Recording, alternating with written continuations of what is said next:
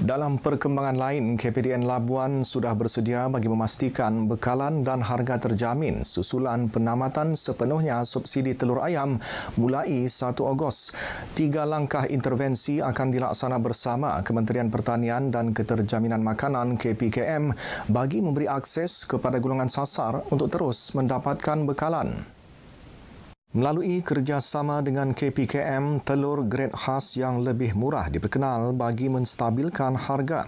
Selain jualan Rahmah Madani dan jualan Agro Madani akan dipertingkat.